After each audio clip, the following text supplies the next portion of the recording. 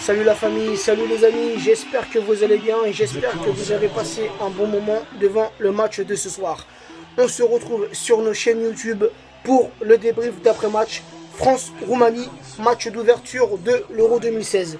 Victoire de l'équipe de France, 2 buts à 1 but de Giroud, égalisation roumaine et la victoire offerte par Dimitri Payet sur une superbe frappe qui nous a déclenché. Bon, ce match, beaucoup de choses à dire, notamment envers l'équipe de France, mais on a affronté une très bonne équipe de Roumanie. Ils étaient sur le terrain, ils étaient au duel, ils étaient au contact et ils ont tout donné. Franchement, je pensais pas que la Roumanie jouait comme ça. J'ai été surpris, mais je dois avouer qu'on a affronté une belle équipe roumaine. Concernant l'équipe de France, je pense pas que tous les joueurs étaient dans leur assiette ce soir, notamment les joueurs phares de l'équipe de France comme Griezmann, Pogba. Je sais pas si c'est pour ça qu'ils sont sortis, mais je les ai pas trouvés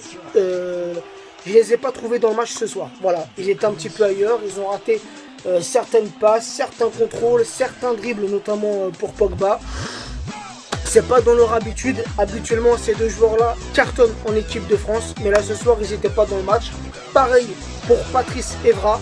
Je trouve qu'il a fait un mauvais match. D'habitude, au niveau de la défense, c'est lui qui gère. Mais là, ce soir, on l'a vu en première mi-temps. Il s'est fait manger à plusieurs reprises.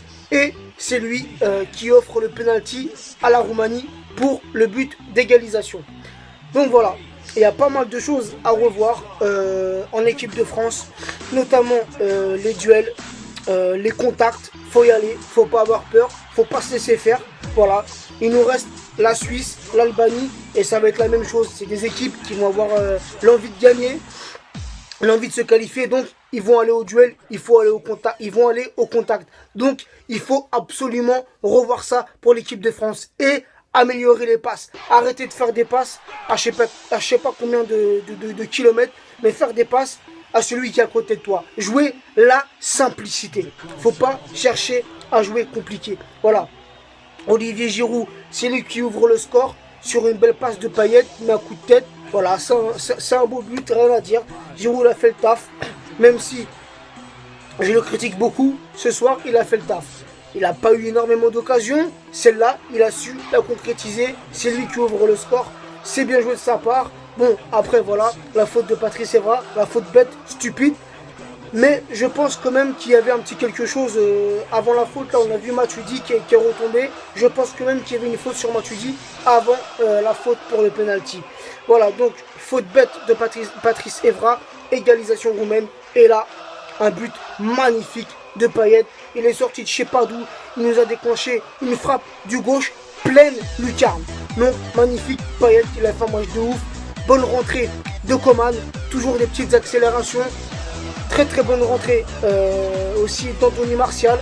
Bon, on l'a pas vu beaucoup, mais il a fait quelques petites actions aussi. Sissoko, bon, il est rentré dans les dernières minutes. On peut pas dire qu'on a vu grand chose de Sissoko.